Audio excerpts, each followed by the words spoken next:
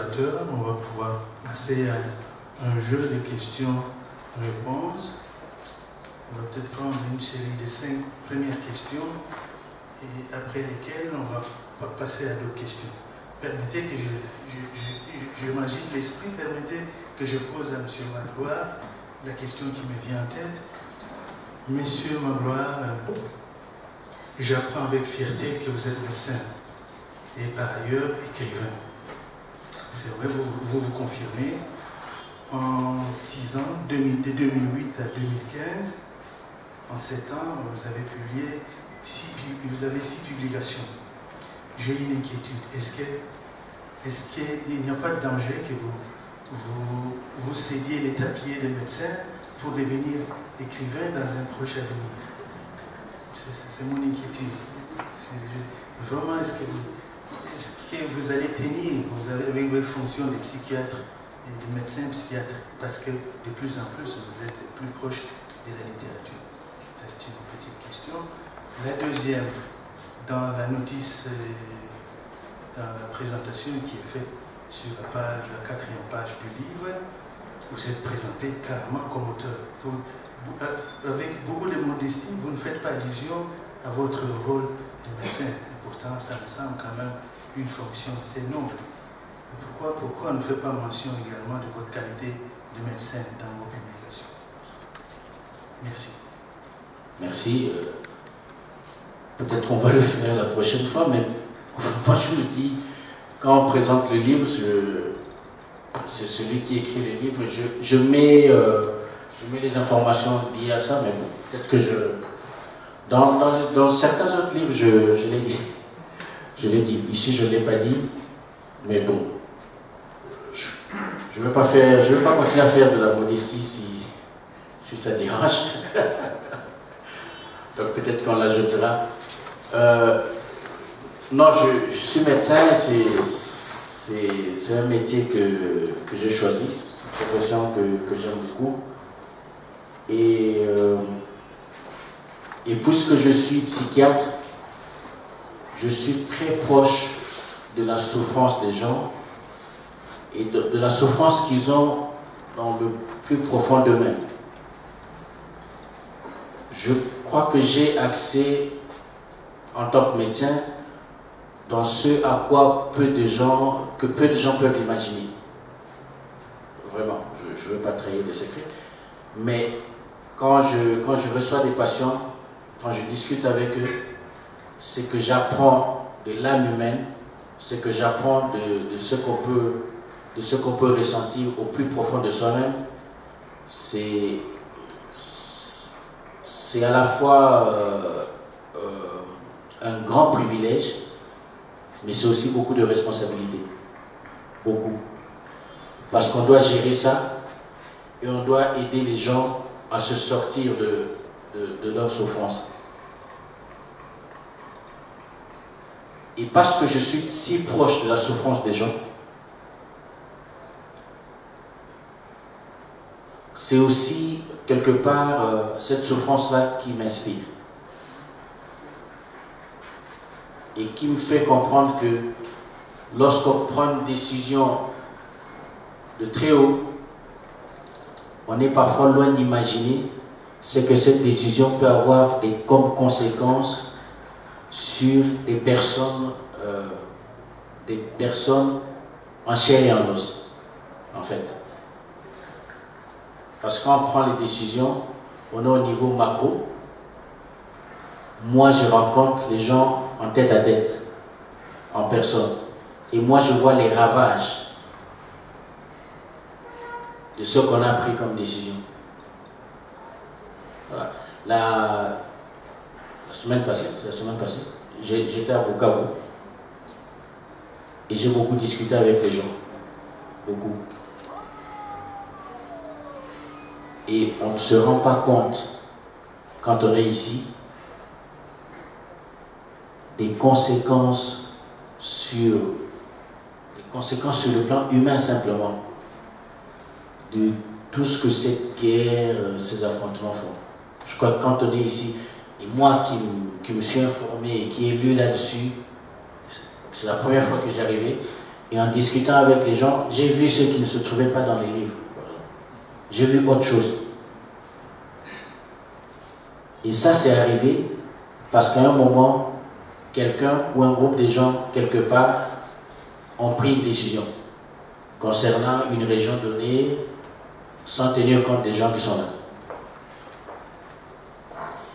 Et lorsqu'on rencontre ça, on est obligé d'en parler quelque part. Donc le fait d'être médecin qui me permet d'accéder à cette souffrance des gens sert aussi de source d'inspiration pour moi. Et peut-être aussi pour moi-même, c'est important parce que si je ne le faisais pas, savoir tout cela et le garder pour soi, peut-être que ça me rendrait malade aussi. Peut-être que c'est important pour moi de le faire. Mais je crois que ce n'est pas la première raison. La première raison, c'est vraiment il y a une souffrance dans notre communauté. Il faut qu'il y ait des gens qui prennent le courage d'en parler et surtout de proposer des moyens d'en sortir. Parce que je pense vraiment qu'un autre possible est possible. Je me répète, je le dis encore, un autre possible est possible. Et nous avons tous le devoir, à notre niveau, de participer à la construction de ce possible-là. Merci. Ok, merci bien pour la parole. C'est M. Jeff Kalala, homme de lettres, critique littéraire et ami d'écriture. Tout le monde rêve au paradis, mais pas tout de suite. Vous assistez aux gens qui souffrent. Vous pensez que la même réalité est vérifiable. Ces gens qui souffrent, pensent-ils au paradis et pas tout de suite? Vous le croyez? Je voudrais revenir pour la deuxième préoccupation au titre du livre. Juste quand je lisais les résumés, ça m'a fait penser à un livre de notre auteur, les livres qui portent le titre de Entre les eaux. Je crois que nous l'avons dans les rayons ici. Mais en présentant les contenus du livre, moi je pensais plutôt que le présentateur allait y faire allusion. Puisque dans ce livre-là, on nous parle aussi de la révolution d'un prêtre. Quel parallélisme établissez-vous avec les contenus de C'est Entre les eaux de Yoka Mudimbe? Et puis, je ne sais pas, puisque le présentateur lui-même l'a dit, il n'a pas résumé, bon, en tout cas quelque part, il donnait certaines réactions en lisant les livres. Mais est-ce que pour le moment, il n'y a-t-il pas possibilité de nous donner un peu ces résumés-là? Merci beaucoup.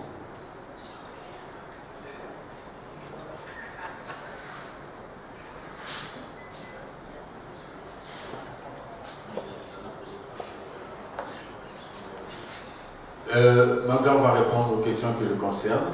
Mais je vais rapidement vous dire que justement c'est fait à dessein parce que si nous faisons tout le résumé de l'ouvrage, quel intérêt vous aurez encore à le lire? Voilà. Et juste pour compléter, aujourd'hui on a quelques exemplaires, c'est vendu à promotion. Ceux qui achètent nous donnent leur adresse email, on leur envoie dans la soirée ou demain la version électronique, comme ça ils pourront lire avec leur tablette, leur téléphone en même temps, on leur envoie ça gratuitement. Ça c'est le petit cadeau. Vous achetez, vous avez le papier et on vous envoie la version électronique par email. Oui, tout à fait, mais la deuxième question concernant le présentateur, Oui. les parallélismes entre Pierre Landou et les personnages du livre en question. Vous aurez dû commencer par me demander si j'avais lu l'ouvrage. Oh là là, bon, excusez-moi. Vous êtes tellement assuré, tellement sûr que je dois l'avoir lu. Excusez-moi, alors.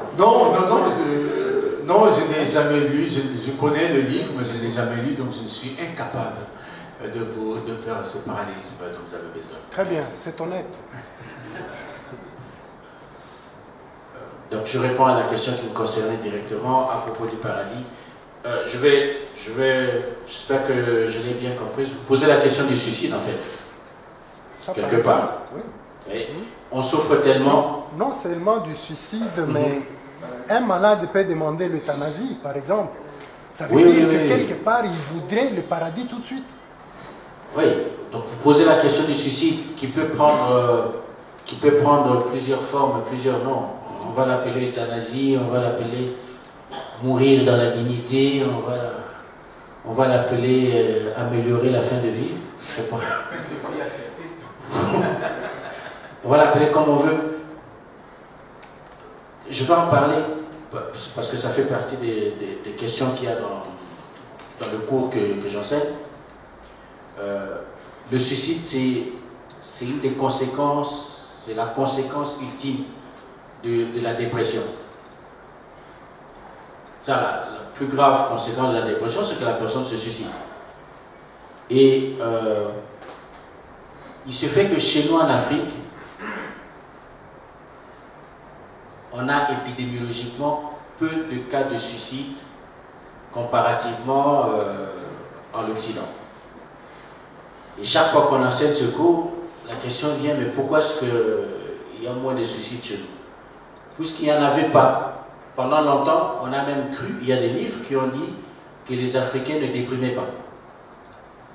Que la dépression n'existait pas chez les Africains. Maintenant, les psychiatres africains ont démontré que la dépression existe chez les Africains et la prévalence dans la population générale, c'est relativement comparable à ce qu'on a en Occident, mais ce qu'on a en moins, c'est le suicide. Pourquoi est-ce qu'on ne se suicide pas? On va évoquer plusieurs raisons. Une des raisons, c'est le fait que le sens de la communauté est très fort chez nous et que souvent, même quand on est en train de souffrir, il y a des gens autour de nous. Et je pose toujours la question sous forme de boutade quand je discute avec les étudiants autour de ça. Dites-moi à quel moment de la journée vous êtes seul. Parce que pour se suicider, il faut être tout seul. N'est-ce pas? À quel moment de la journée vous êtes seul? Il n'y a personne. Il n'y en a pas beaucoup. Vous vous rendez compte qu'il n'y en a pas beaucoup. Parce que vous dormez probablement avec quelqu'un. Ce n'est pas un frère, c'est un cousin, ça va. À la maison, il y a toujours quelqu'un. Il y a très peu de moments où vous êtes seul. Il y a quelqu'un à côté, juste à côté. Surtout que la porte de la toilette, c'est pas très bien, c'est juste un... c'est juste un bout de neige. C'est compliqué de se suicider là. Donc, il y a très peu de moments où vous êtes seul. Alors que moi, j'ai appris la psychiatrie en partie en Belgique, aux cliniques universitaires Saint-Luc de Bruxelles, à Woluwe, pour ceux qui connaissent. Et là, je me rappelle avoir reçu aux urgences une femme et qui m'a dit, je la cite, je n'ai jamais oublié, docteur, est-ce que vous vous rendez compte que vous êtes la seule personne à qui je parle depuis une semaine et que quand je rentrerai chez moi, il n'y aura personne à qui parler. Je n'ai personne à appeler au téléphone. Il n'y a personne qui m'appelle au téléphone. Je suis seul. Qu'est-ce que je fais ici? C'est une femme de 70 ans, 72 ans, si je me rappelle. Dit, j'ai travaillé, j'ai ma retraite. Maintenant, je vous dis, vous êtes la seule personne à qui je parle. Parce qu'on l'avait amenée, elle avait avalé de benzodiazépine, elle avait tenté de se suicider. Et là, c'est fréquent. Je ne sais pas combien de fois j'ai vu des gens me dire, oui, vous voulez que je ne refasse plus ça, mais je veux qu'on aille vivre. Pour qui et pourquoi? Ça, c'est le genre de problématique qu'on n'a pas trop chez nous, Dieu merci. Ça va? Le problème, c'est que comme nous regardons l'Occident avec des yeux énamourés, nous sommes en train de copier petit à petit, de nous plaindre dans nos maisons là. Attention. C'est très bien, c'est très beau. Il y a le métro, il y a l'avion, c'est bien, mais les gens sont seuls. Et ce n'est pas des trucs à copier, à mon avis. J'ai vécu là-bas un moment, je vis avec les gens ici, il y a des choses vraiment à ne pas copier. Je pense que la philosophie qu'il y a derrière leur mode de vie, ce n'est pas intéressant pour eux. Donc ça, c'est un des aspects. L'autre aspect, c'est la spiritualité. Vous savez, globalement, les peuples noirs sont très croyants. Vous le savez, croire en un Dieu unique, c'est quelque chose que nous, on avait avant la colonisation, avant l'évangélisation. Vous le savez, je pense. C'est pas l'évangélisation qui est venue nous apprendre qu'il y avait un Dieu unique créateur. Si vous en doutez, dans votre langue maternelle, le nom avec lequel on désigne Dieu, c'est le nom qui existait avant l'évangélisation. Si cette réalité n'existait pas, on aurait copié le nom que l'évangélisation avait abordé. Quand ils sont arrivés, le nom avec lequel on désigne Dieu aujourd'hui, quelle que soit l'église dans laquelle on prie, et le nom avec lequel il était désigné avant que les évangélistes n'arrivent.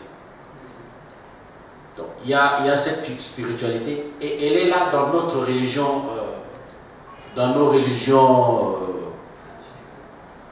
traditionnelles, on va dire traditionnelles. Je déteste le terme animisme parce que ça ne rend pas ce que c'est. La religion traditionnelle africaine, la spiritualité, elle est là, elle est profonde, elle existe, et on croyait en la vie après la mort, et on croyait déjà que si vous n'avez pas mené une vie correcte ici, après votre mort, vous n'allez pas mener une bonne vie. Et donc, on peut déjà le lire chez les Égyptiens, les anciens Égyptiens. Comme vous le savez, je ne vous apprends rien. Les civilisations négro-africaines dérivent de la civilisation égyptienne, et la religion égyptienne est très explicite là-dessus. À la mort, on passe par le jugement. Ça va? Et votre âme doit être aussi légère, donc ne pas avoir commis des péchés, aussi légère qu'une plume. Et on va mettre votre âme sur la balance avec la plume, et si votre âme est plus lourde que la plume, vous devez retourner expier vos fautes. Donc ça c'est des choses qui existent dans la tradition africaine, qui est en même temps très attachée à la vie, qui fait que je pense que le suicide, c'est pas une option première chez nous. Et tant mieux. Parce qu'on est attaché à la vie, on continue à vivre. Et ça nous donne aussi, nos psychiatres, de l'ancrage pour maintenir les gens malgré la souffrance. Et en troisième lieu, je veux parler de la notion de résilience. Je pense que les Africains n'ont pas de leçons à recevoir là-dessus. Les sociétés africaines ont été très agressées dans l'histoire. C'est que nous, on a vécu, il y a très peu de gens sur Terre qui ont vécu la même chose. Il y a eu l'esclavage, il y a eu la colonisation, mais nous sommes encore là. On n'est pas morts. Quand vous allez aux États-Unis, oui, c'est vrai, on va faire visiter le quartier pauvre où il y a des Noirs, et oui, ça ne va pas, il y a beaucoup de voyous et tout ça. Ok, c'est possible, mais c'est aussi parce qu'ils sont pauvres. Et c'est aussi parce que structurellement la société les rend pauvres. Mais c'est dans ces quartiers-là des pauvres que le jazz est né, que le rhythm and blues est né, que le rap est né. C'est là. Et quand vous allez aux États-Unis, vous trouvez des gens qui me ressemblent complètement, alors qu'ils sont que le grand-père ou l'arrière-grand-père esclave est arrivé en 1600, je ne sais pas moi. Et vous avez su autant d'années dans un environnement où être noir c'est dur, mais les gens continuent à se reproduire entre noirs. Et c'est une forme de vitalité extraordinaire. J'ai été en Haïti. Haïti est un territoire qui était occupé par les Indiens au moment où Christophe Colomb abordait l'Amérique. Aujourd'hui, il n'y a aucun Indien. Zéro. Parce qu'on leur a fait subir ce que l'on a subi, ils ont disparu. Il n'y a plus aucun Indien à Haïti. Tu te promènes dans le pays, il n'y en a plus. Tu vois des gens comme nous. D'ailleurs, quand tu prends une photo, je ne sais pas moi, à Pétionville ou à Delma, à Port-au-Prince, si j'amène la photo ici et que je vous dis où c'est, vous allez chercher ce qui c'est, vous avez l'impression d'être ici. Donc il y a cette vitalité-là qui reste. ce fait qu'on s'accroche à la vie malgré tout. Et donc, malgré la souffrance, elle est là, elle est énorme, on est prêt à avancer. Et je veux finir avec ce que j'ai vu à l'Est. J'ai eu des filles qui avaient été violées, qui avaient attrapé le sida par ce viol-là, qui ont fait des enfants et qui s'occupent de ces enfants comme de leurs enfants. Cet enfant qui est né de la barbarie la plus innommable pour la jeune fille, elle s'en occupe. Et je crois que ces jeunes filles-là qui ont subi, je ne sais pas, parce que quand elles vous racontent l'histoire, il y a des moments où vous avez envie de vous lever, de donner des coups de poing au mur, parce que c'est pas possible ce qu'on raconte. C'est pas possible. C'est pas possible d'imaginer que des êtres humains en arrivent à faire des choses comme ça à des êtres humains. C'est pas possible. Sauf que ça se fait. Et quand on voit ces jeunes filles s'occuper de ses enfants en les appelant mon enfant, alors qu'en même temps elle a attrapé le sida et qu'elle doit avoir des antirétroviraux pour survivre, alors qu'elle est pauvre, je me dis qu'on a beaucoup à apprendre de ces gens-là. Beaucoup. Beaucoup à apprendre. Parce que dans notre petite vie là, qu'est-ce qu'on a comme problème? Qu'il n'y ait pas de margarine sur la tartine de pain le matin? C'est pas grave. Qu'on manque 500 francs pour prendre un bus? On marche à pied? C'est pas grave. C'est pas grave. Qu'est-ce qu'on a comme problème? Qu'est-ce qu'on a comme problème?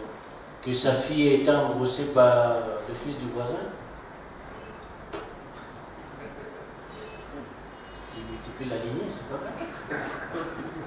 C'est pas grave. Donc on a à apprendre. Et il y a des gens autour de nous qui souffrent réellement, qui ont des vrais problèmes, mais qui continuent à survivre. Merci pour la parole, c'est Symphorien Katumba.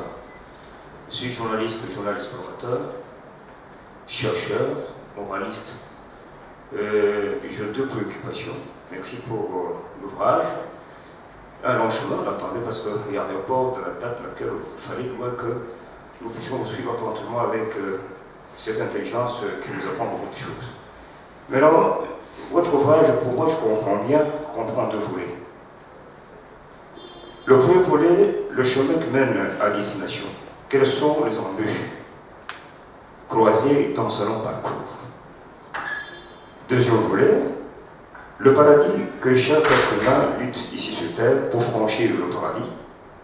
Quel type de critères ou soit de l'homme est établi pour avoir accès, avoir le chemin du paradis?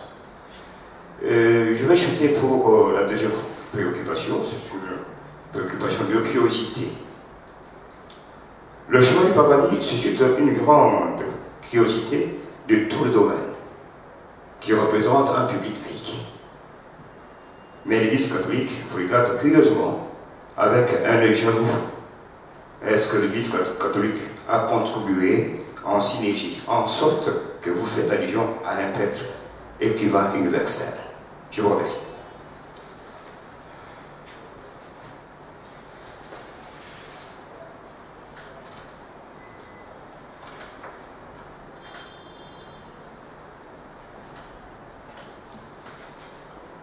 Alors, le paradis, qu'est-ce qu'il représente pour nous en fait?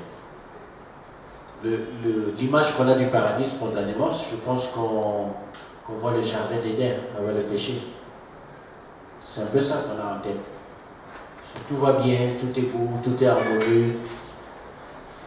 On ne sait même pas qu'on est nu. C'est ça le paradis. Ça, c'est l'image qui vient en premier. Mais maintenant qu'il y a eu le péché et qu'on est sur terre, le paradis va prendre plusieurs formes selon ses propres convictions, selon son histoire. Le paradis pour les uns, ce sera d'avoir un travail, simplement. Le paradis pour les autres, ce sera d'avoir à manger tous les jours, parce qu'il y en a qui n'en ont pas. Le paradis pour certains, c'est de pouvoir quitter sa maison et d'arriver à son lieu de travail sans passer par plusieurs embouteillages. Et on va monter, chacun va imaginer son paradis. Le paradis pour l'autre, ce serait de finir ses études, Ça va? C'est cet idéal-là de vie, cette vie-là, la meilleure qu'on imagine, c'est ça le paradis. C'est ça le paradis. Il y a un paradis après la mort pour les croyants. Personne n'est pressé d'y aller. Mais tout le monde veut par contre avoir un semblant de paradis ici sur terre. C'est-à-dire atteindre cette vie idéale, cette vie rêvée ici sur place.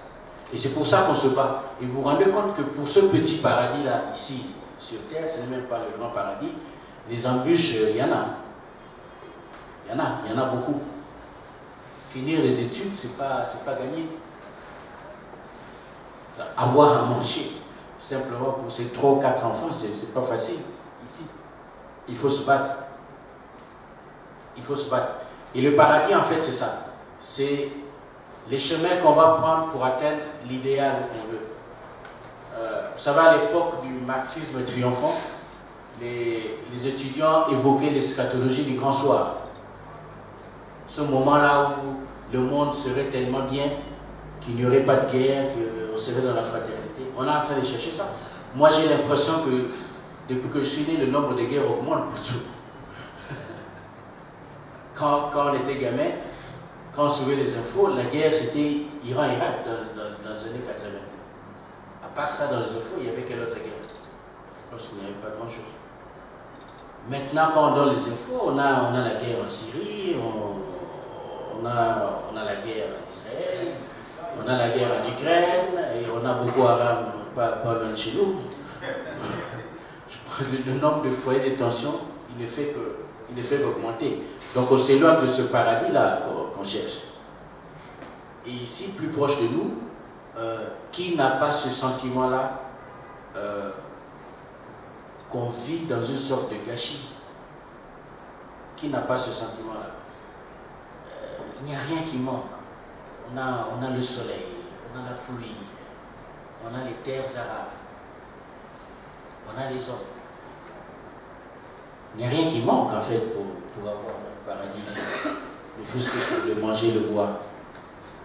Ça donne un sentiment de gâchis. Quand j'ai pris l'avion et qu'on approchait de Goma, donc on est sur le lac, moi je regardais le paysage, mais c'est très beau. Moi je n'avais jamais été là-bas, c'était la première fois. Je ne sais pas s'il y a des gens de Goma ou de Bukavu aussi. C'est sans flatterie, c'est très beau. C'est très beau le paysage là-bas. Et quand tu es dans la ville, le climat il est doux, c'est très beau. Et tout de suite tu te dis, mais pourquoi est-ce qu'on est en train de gâcher un si beau trésor? À Bukavu, j'ai rencontré un ami, écrivain d'ailleurs, pour qui on prépare un livre. Et on a mangé à l'hôtel Panorama, tout nouvel hôtel. C'est vraiment, on est à côté du lac là. Et on avait la table la plus proche du lac. Donc, si vous êtes franchir la grille pour se mettre à nager, c'est très beau. C'est très beau, mais tout ça est gâché parce qu'on a créé une situation qui fait qu'on est dans une insécurité terrible là. Terrible. Terrible. Moi j'étais à l'université évangélique d'Afrique pour les cours. C'est à Panzi, donc on est un peu en périphérie de la ville, là où il y a l'hôpital du Kwege. Et un dimanche, je suis sorti à pied, j'ai marché pour voir la ville. Je suis arrivé jusqu'au quartier qu'on appelle l'Essence. J'ai marché à pied. Je suis rentré. Et quand j'ai dit aux gens que j'ai marché à pied, ils m'ont dit, mais comment tu as pu faire ça? Mais c'est dangereux. Comment tu as pu marcher à pied là? Non, on aurait pu t'agresser, arracher. Voilà ce qu'on est en train de créer. Donc moi, Congolais, me trouvant au Congo, je ne peux pas marcher à pied au Congo. Vous me dites non. Tu n'as pas marché. Et moi j'ai marché à pied. Bon, je ne parle pas couramment swahili, mais bon, j'ai acheté des petits trucs dont j'avais besoin. En parlant quelques mots de swahili et de français, en faisant beaucoup de gestes, c'est bien passé. Donc on s'est rendu compte que je n'étais pas on ne va pas dire ça.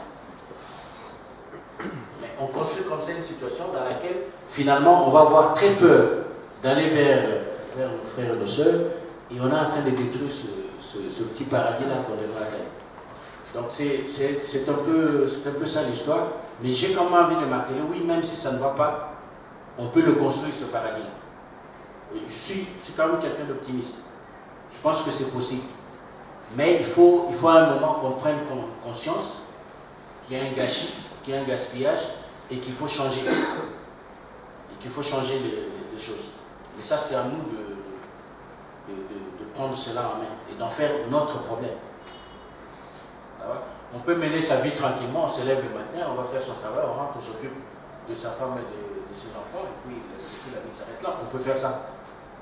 On peut faire ça. Mais est-ce qu'à l'article de la mort, vous serez fier vraiment de ce que vous avez été? Je ne sais pas. Chacun choisit.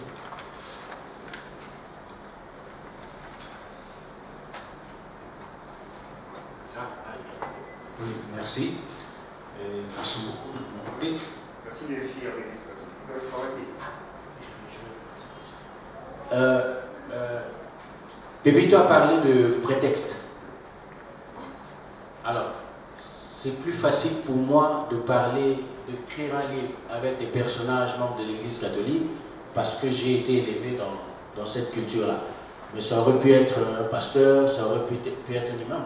Mais je peux pas, je vais difficilement écrire un livre avec un imam parce que c'est une culture que je ne connais pas bien. Donc, pour que le livre soit crédible, il faut que je parle des choses que je connais. C'est comme ça que je parle de prêtre. Parce que moi, j'ai étudié dans une école catholique, de l'école maternelle au diplôme d'État. C'est à l'université que je n'ai pas été chez les catholiques, mais ça aurait pu aussi, si j'avais choisi d'autres options. Donc je parle des choses que je connais bien. C'est comme ça que mes personnages, ça va être facilement être un prêtre et pas un imam, parce que je ne connais pas bien cette réalité. Mais ça aurait pu être n'importe qui. Ce qui est important ici, c'est de montrer le rôle que moi j'attends de ces gens-là.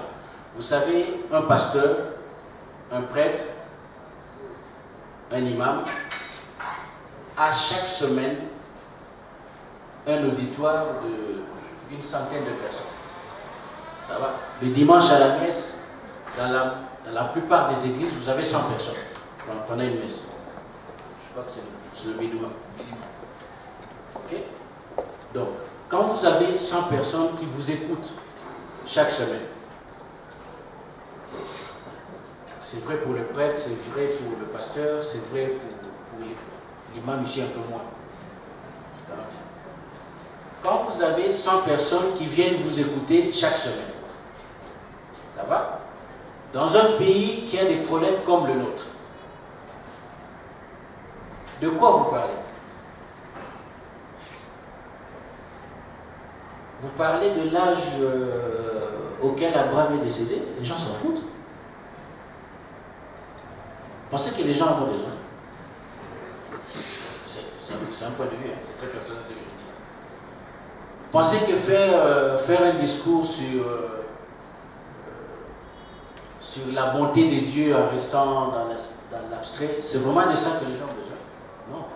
Je pense, moi, quand vous avez 100 personnes qui viennent vous écouter chaque dimanche, c'est l'occasion pour mettre le doigt sur ce qui ne va pas. C'est ça. Ce n'est pas discuter du sexe des anges, non.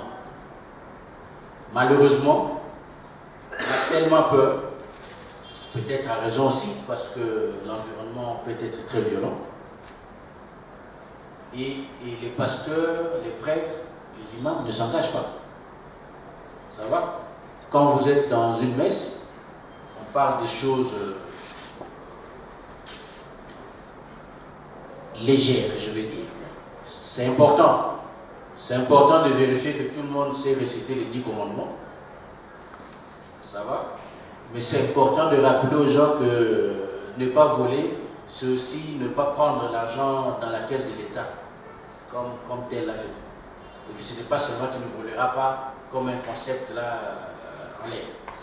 Donc je pense que ces gens-là, qui ont tant de personnes devant eux, qui viennent vraiment pour les écouter, devaient prendre leurs responsabilités. C'est vrai pour les prêtres, c'est vrai pour les pasteurs, mais c'est aussi vrai pour les autres acteurs sociaux. Hier soir, j'étais à Bandal, à Tchibang. Moi, j'attendais un taxi pour aller à mon magasin. Et puis j'ai vu une foule des jeunes, des enfants, des ados, courir. J'ai eu un peu peur.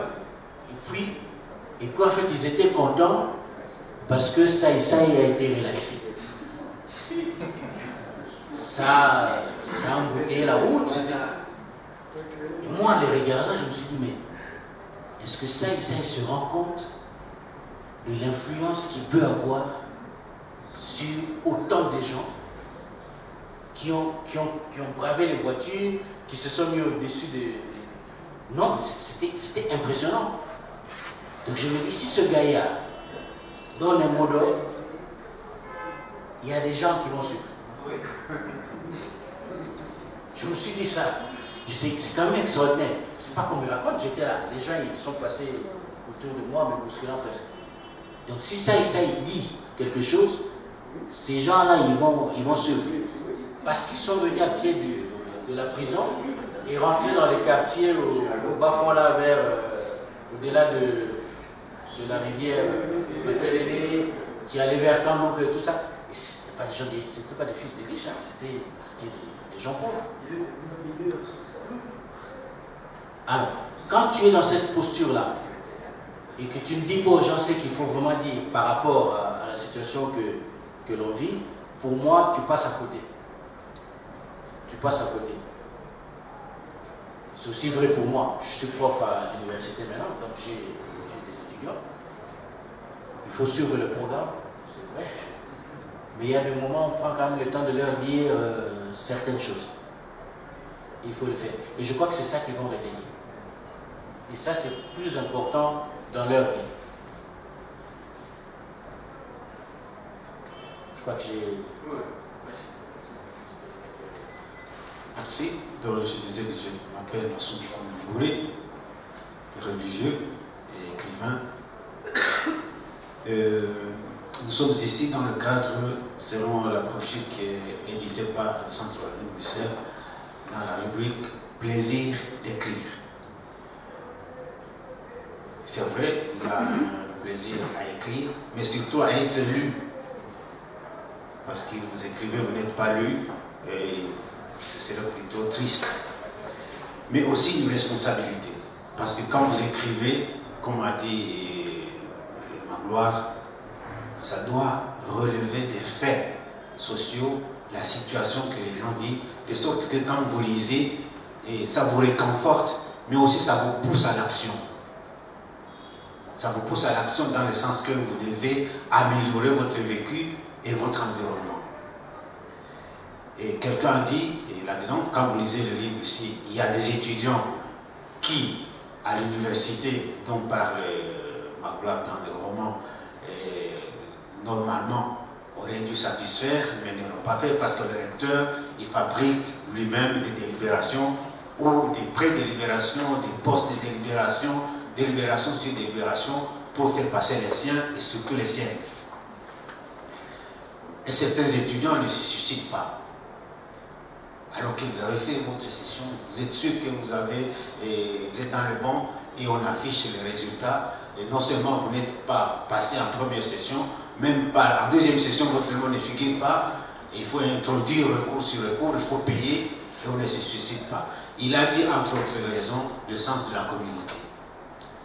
Je vais souligner ce fait parce que nous sommes là, dans les faits sociaux, qu'il y a certaines églises que nous applaudissons ici et qui nous présentent des antivaleurs sociales. Une église qu'on appelle ici le réveil, je ne sais pas de quel réveil il s'agit, je n'ai rien contre personne, qui vous dit la famille c'est moi, madame et mes enfants, biologiques. C'est copié de l'Occident. Il a souligné les méfaits que cela pourrait avoir dans notre imaginaire, dans notre vie sociale. Il y a des églises de réveil qui vous disent ça. Si vous avez un cousin à la maison, vous avez une cousine, un oncle, une tante, il faut les chasser parce que ce sont des freins à votre prospérité. Ce sont des freins. Par exemple, le déo. Pour moi, ça, c'est pas une église. Ça ne peut pas venir de Dieu. Et ce que j'excuse de le dire, peut-être que je suis déformé parce que je suis religieux, je suis théologien, et ça ne peut pas venir de Dieu. Dieu ne peut pas vous envoyer chasser votre petit frère de votre maison parce qu'il est un frein. Il va vous freiner en quoi? Vous avez étudié grâce à la famille. La famille vous envoie quelqu'un pour l'aider à étudier et il vient vous freiner alors qu'il est étudiant. Le pauvre étudiant, il cherche à manger le syllabus, il va vous freiner comment? Il va vous freiner comment? Mais parce que madame est allée quelque part à limiter, on lui a dit, à la maison vous avez un beau frère, il faut le chasser. C'est très grave. Et nous avalons ça. Ça ne peut pas venir de Dieu. Parce que Dieu, c'est le Dieu d'amour, c'est le Dieu de la famille, c'est le Dieu de la communauté, c'est le Dieu de la société, et la division ne peut pas venir de Dieu. La haine ne peut pas venir de Dieu. Le rejet ne peut pas venir de Dieu. Le rassemblement, oui. La réconciliation, oui. Mais la division de la famille, ça ne peut pas venir de Dieu. Ça, c'est l'orgueil humain. Ça, c'est l'égoïsme. Parce que vous voulez être seul avec votre femme et profiter seul de la richesse que vous êtes en train d'acquérir, mais la richesse qui vous vient de la famille. Parce que c'est la famille qui vous a fait étudier. D'abord, c'est de l'ingratitude, et puis ça, c'est diabolique. Franchement, c'est diabolique. Et donc, nous ne devons pas perdre cette valeur-là de la communauté. Ça va nous éviter à long terme, comme a dit Magloire, des suicides, parce que nous sommes seuls. Alors, il a parlé aussi des conséquences qui peuvent avoir, des décisions qui peuvent avoir des conséquences fâcheuses sur les individus. En 69, les événements de l'Ovanium de 69, qui ressemblent aux événements qui sont décrits dans le roman, et des étudiants qui manifestent leur mécontentement par rapport à la façon dont l'université est gérée par le boss, le recteur. Eh bien, ici, en 69, il y a, peut-être que beaucoup de gens n'ont pas fait attention à ça, il a publié un post-scriptum à la fin du roman, qui donne plus ou moins l'idée de ce qu'il a dit, qu'une décision peut avoir des conséquences très graves. À l'ouverture de l'année académique à l'Ovanium, le ministre de l'Éducation nationale d'alors, c'était M. Kitima Bin Ramazani, qui est devenu Bin Ramazani plus tard. Et son prénom déjà c'était qui? Roger Kitima Bin Ramazani. Il va ouvrir l'année académique à l'Ovanium, l'année académique 68-69, le 28 octobre 68. Et dans son discours, il fait des éloges au général Mobutu de son parti, le MPR, à l'UNIKIN dans la salle de promo. Et il est conspué par les étudiants. Donc il est hué par les étudiants. Il rentre, il fait rapport probablement à la hiérarchie qu'il a envoyée là-bas. Il n'était pas encore maréchal, au président fondateur. Et une décision tombe, proclamée et annoncée par l'OZRT. L'université L'Ovanium est fermée. Tous les étudiants doivent renouveler leur inscription moyennant présentation d'une carte d'affiliation à la jeunesse du mouvement populaire de la Révolution. Voilà. Ça, c'est une décision historique.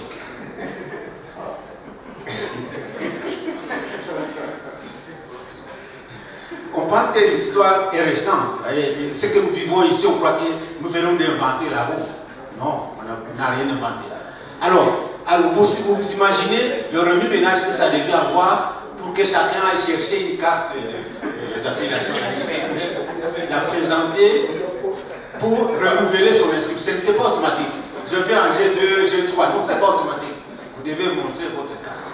Alors l'Église catholique, et c'est là que je parle de l'engagement. Il faut savoir prendre des actes d'engagement dans la vie. L'Église catholique, à travers Monseigneur Tshibambu et le cardinal Malula, ils ont protesté vigoureusement contre cette décision. Et le pouvoir a reculé. Et les étudiants ont pu reprendre les cours. Mais au mois de juin, ça a dégénéré. En 69. Ça a dégénéré et ça produit ce que, vous savez, l'université fermée, tout le monde est à la rue. Mais parce que le pouvoir n'avait pas digéré le fait que Monseigneur Tshibangou, le cardinal Maloula, se soit interposé pour casser cette décision de présentation des cartes de la GMPR pour être réinscrit. Les événements dont parle Magloire dans le roman ici, ça semble être un peu fictif, non? Peut-être parce que nous n'avons jamais été mêlés à ce type de manifestation, parce que. Ce matin, j'ai assisté presque à une bagarre, je m'excuse, je vais terminer par là, dans le bus Transco. Je suis monté à l'arrêt maternité.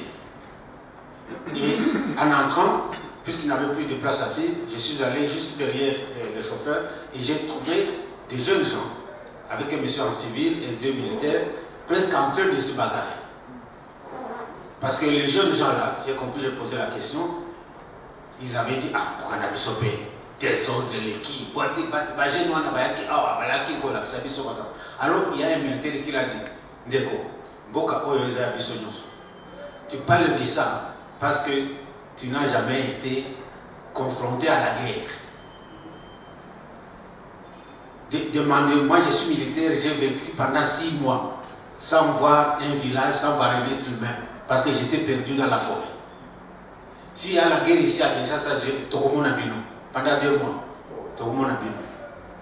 Allez tenir le même langage là-bas. À l'Est, on va vous lyncher. Tout événement qui peut créer un climat de guerre, les gens n'en parlent pas. Les gens n'en parlent pas. Alors ici, dès que quelque chose commence au Bayakaka, Banane. Donc on doit faire très attention à ce qu'on fait. Oui, et c'est ça que l'auteur dit, et nous devons savoir compatir, mais aussi rentrer dans la peau de ces gens-là qui souffrent. Et quand nous avons la possibilité d'écrire, écrire ça pour que d'autres puissent être édifiés et aussi réagir. Plaisir d'écrire, mais aussi responsabilité d'écrire. On ne va pas écrire n'importe quoi. Tout est bon, mais tout n'est pas nécessairement utile. C'est comme nos médias. On trouve un bébé mort et on montre ça à la télé. Bon, franchement, comme pays, comme autorité de libération des médias, et les gens sont contents parce que Molière a montré un bébé qu'on a trouvé mort dans un caniveau, qu'on appelle ici terrassé, je ne sais pas pourquoi on appelle ça terrassé. C'est un caniveau. Et on montre ça à la télé comme ça nu. Normalement, dans aucun pays au monde, même là où il y a la grande liberté d'expression, vous ne voyez des choses comme ça. On va vous les montrer cachées. On va voiler l'image. On va vous dire ce qu'on a vu. On a vu un bébé jeté dans un caniveau. On va même vous montrer, mais vous ne verrez pas le bébé. On va cacher. Mais ici, on vous le montre et les gens sont contents. On est en train de créer quelle image à nous, quelle société à nous. On est en train de banaliser la vie. De banaliser la vie. Et les gens sont contents de voir ces images-là à la télé. On a trouvé un monsieur mort des ododos, on les montre nus sur son lit, et les gens sont contents de voir ça. Dans aucun pays au monde, on ne va vous montrer des images pareilles. Les gens ne sont pas contents. Mais ici, non, tout le monde est content. Non, c'est même il y a des gens qui ne ratent pas ces émissions-là. Oui, j'en fais partie. C'est pas bien. Merci beaucoup. Je vais juste en 30 secondes dire quelque chose là-dessus. Vous savez, le 11 septembre 2001, vous savez ce qui s'est passé à New York. Vous savez qu'il y a eu des morts. Oui. Qui a déjà vu le cadavre d'une victime du 11 septembre 2001? Qui a vu ça? Qui a vu ça? Ok. On est en 2001. En 2010, au mois de janvier, il y a tremblement de terre à Haïti. Qui a vu les cadavres des Haïtiens morts au tremblement de terre? Vous n'avez pas vu ça? Vous n'avez pas cherché, il y en a plein. Plein. Tous les médias occidentaux qui ne montrent jamais des cadavres. de chez eux ont montré à profusion des images des Haïtiens qui sont morts pendant le tremblement de terre. Vous savez pourquoi? Parce que la perception qu'on a de nous-mêmes se construit à travers les images. Ça va? Aucun média français ne montrera le cadavre d'un Français ou ne montrera un Français dans un état qui le montre dans sa faiblesse. Ni le Français, ni l'Américain ne feront pas ça. Mais ils feront ça systématiquement, les Africains. Parce qu'on doit construire l'image qui fait que vous êtes faible. C'est une image qu'on doit construire.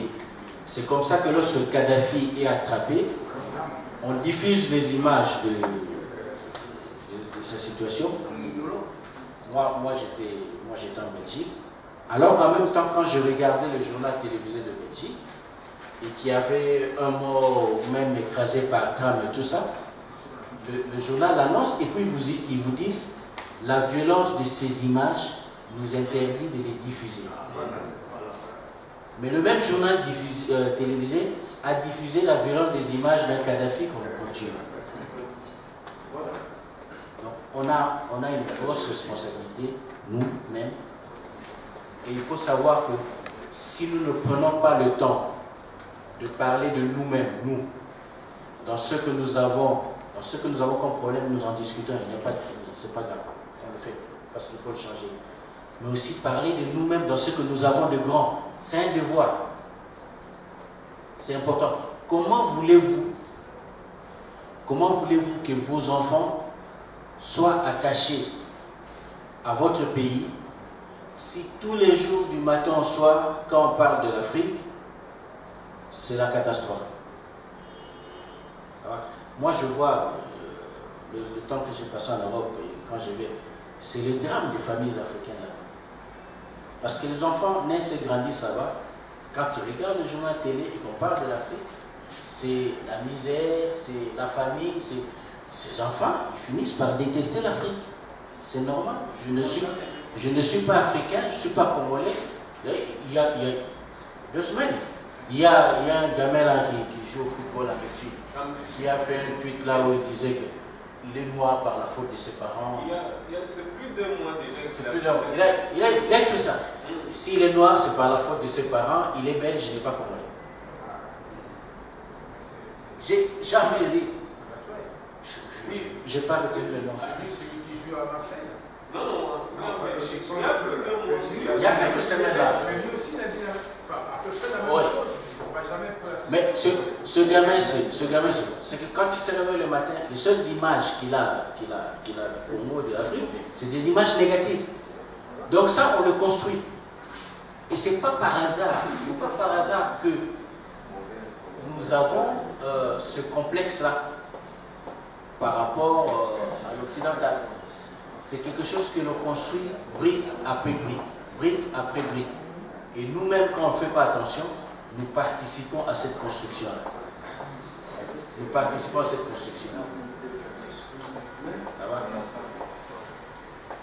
Et c'est un devoir. Je dis que quand moi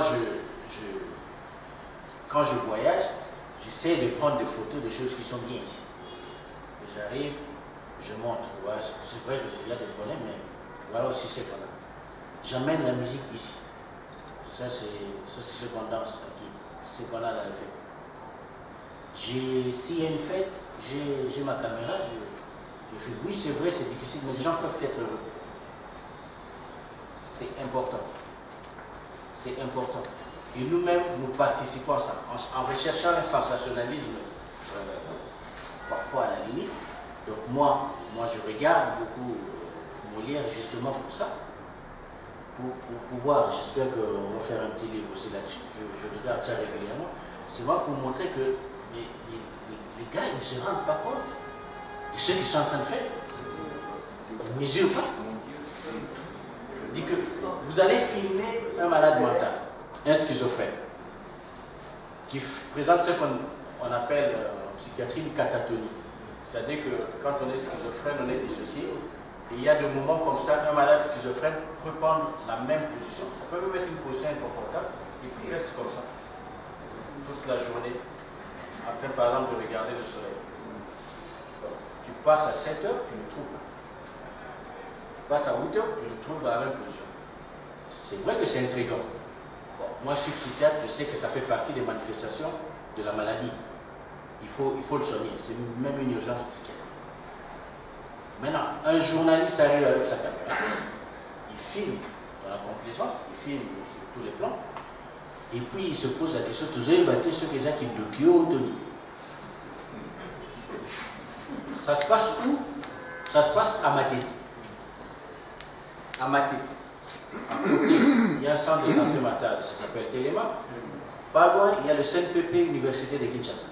Donc le gars qui vient de filmer ça, qui ne comprend pas ce qui se passe, et c'est normal, il n'est pas médecin. Il n'a pas le réflexe de prendre sa caméra, de venir au CNPP, de demander à un psychiatre, regarder ces images, regarder ce qu'on vient de voir, qu'est-ce que ça veut dire. Et moi, je vais t'expliquer ce que c'est. Et puis quand tu vas faire ton sujet, tu donnes la bonne version. Parce que quand tu commences à te poser la question, toi à la télé, tu as battu sur les actes de Bitoni, et que demain matin, des gens jettent des pierres sur ce gars-là, tu es responsable. Tu es responsable. Et c'est ça le pays. Et je vais arrêter par là. J'ai découvert un gars, moi je trouve intéressant. Maté Abede. Tu connais? Pasteur Joe. Moi j'ai découvert ça il y a quelques jours. Je ne savais pas qu'il existe. Le gars il dit Maté Amoussousso te connaît au Lanamo, te roubant un PC. Et je crois que ça résume tout. Dit qu'un cancréla qui passe, tu commences à voir faire un autre Jésus. Non, c'est juste un cancréla. Ça, c'est justement parce qu'à un moment, au lieu d'aller chercher l'interprétation des faits auprès des personnes qui peuvent donner la bonne interprétation, on s'embarque dans des explications bizarres. Et les médias, vous avez une grosse responsabilité. Et c'est vrai que ça énerve. Tout n'est pas à montrer tout cru. Il y a aussi une imagerie positive de nous que l'on doit construire. Ça va? Et on peut ne pas être d'accord avec lui. Une phrase comme « Le peuple congolais n'est pas n'importe quel peuple », c'est une phrase qui doit être répétée tous les jours. Ça va? On est quand même les descendants de Lumumba, c'est pas n'importe qui. On est quand même les descendants de Simon Kimba, c'est pas n'importe qui. On est quand même les descendants de Kipavita, c'est pas n'importe qui. Et puisqu'on est les descendants de ces gens-là, on doit se conduire aussi à la hauteur de ce qu'ont été ces gens-là. Et ça, c'est notre devoir aussi. C'est très important. Oui, c'est M. Lebon Kambala. Je suis juriste de formation, journaliste au journal Le Globe Terrestre. Je voulais savoir, vous êtes un écrivain engagé, défenseur de la société. Et à la limite de votre écriture, qu'est-ce qu'il vous reste encore à faire dans ces combats?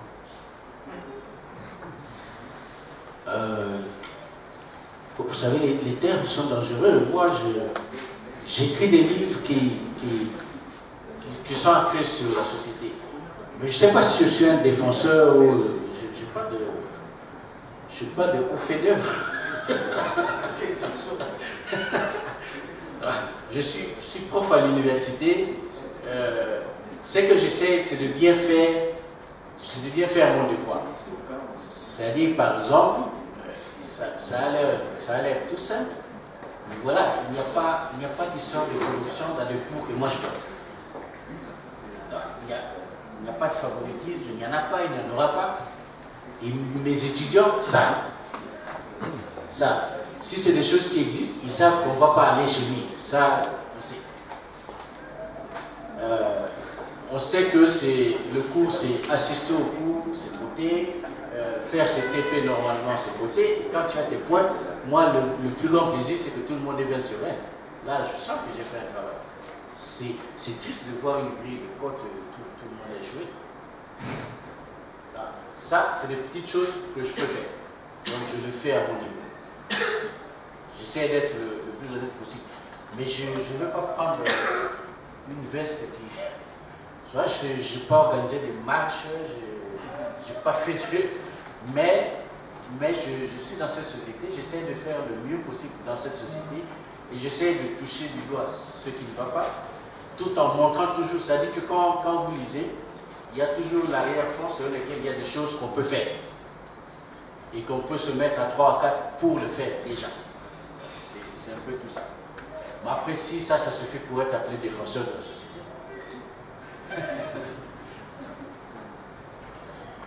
Parole, enseignant et écrivain.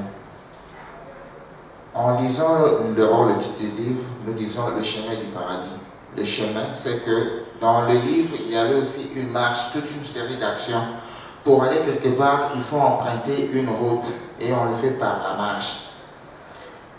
On nous dit que l'Afrique va très mal et la situation nous est imposée. Mais l'important, ce n'est pas ce qu'on a fait de nous. L'important, c'est ce que nous faisons nous-mêmes de ce qu'on a fait de nous pour nous transformer. Nous allons quelque part. Et aujourd'hui, en écrivant ces livres, le paradis pour le Congo, c'est un pays idéal où tout va bien, où personne ne ressent la souffrance ou la volonté de partir pour la nécessité. C'est ça le paradis en quelque sorte. C'est vrai que nous ne sommes pas arrivés. Nous ne sommes pas encore arrivés. Mais je vous demande, nous sommes en chemin. Avons-nous pris le bon chemin ou nous sommes déjà détournés du bon chemin? C'est une vaste question. Je ne sais pas si moi, individu lambda, membre de cette société, je veux prendre la posture de celui qui va dire à toute la communauté, voilà, nous sommes sur le bon chemin, sur le mauvais chemin. Je n'ai pas cette prétention, je ne peux même pas l'avoir, c'est pas possible. À chacun de mettre sa petite c'est pas possible, je peux pas. Je peux pas. Et encore une fois, je ne considère pas que je fais des choses extraordinaires ou... Non, c'est vraiment pas ça.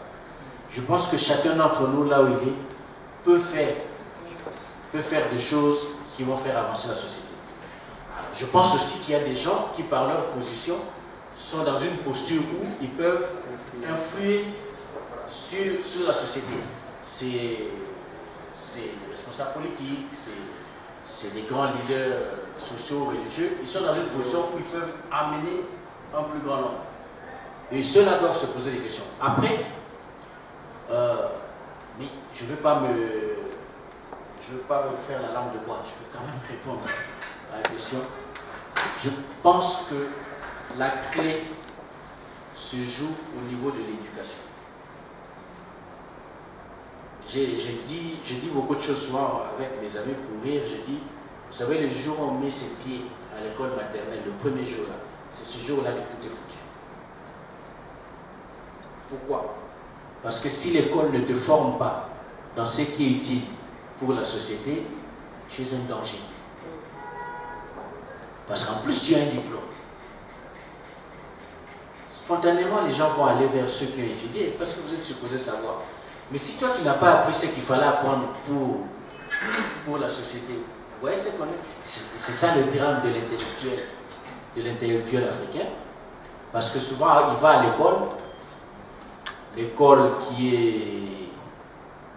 a été créée au moment de la colonisation et qui avait des objectifs liés à cette époque-là.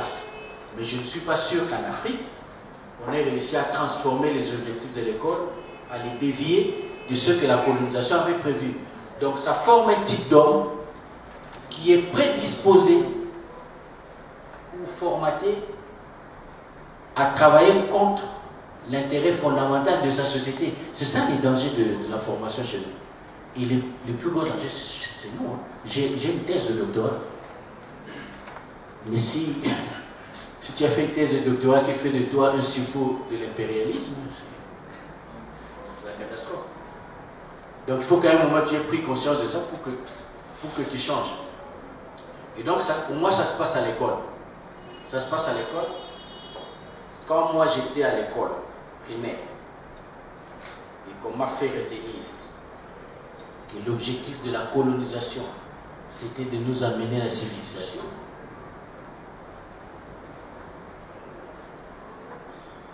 Est-ce que vous vous rendez compte de l'énormité d'une telle assertion? Moi, j'ai appris ça en 4e ou 5e primaire. Et c'est vraiment des années après que j'ai compris ce que c'était la colonisation. Donc pendant des années, j'avais en tête qu'il n'y avait pas de civilisation ici. Que ça nous a été apporté par la colonisation. Vous voyez la structure psychique que vous mettez dans la tête des gens en leur répétant des choses comme ça. Et donc, question importante, et là, cher Anta Diop l'avait déjà dit, qui contrôle l'éducation des jeunes dans une société, contrôle cette société.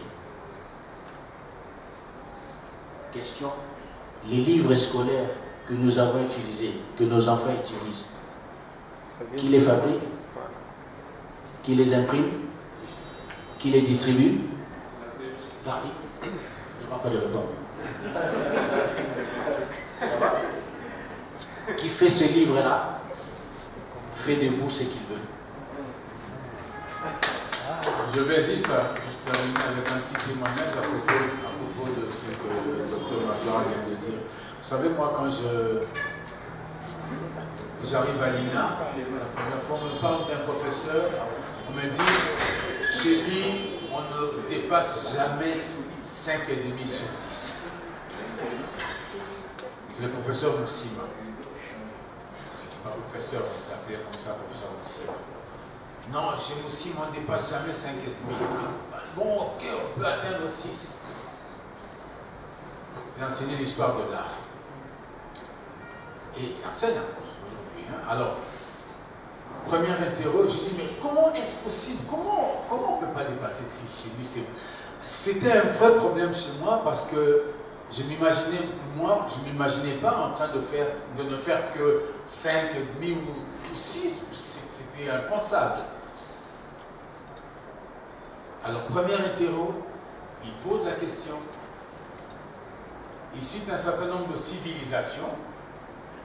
Et la question, c'est parmi toutes ces civilisations, quelle est la meilleure? Alors, toute ma classe, chacun avait choisi sa civilisation, selon ses informations, sa culture et tout ça, pour dire que c'était celle-là la meilleure. Les civilisations, c'est quoi?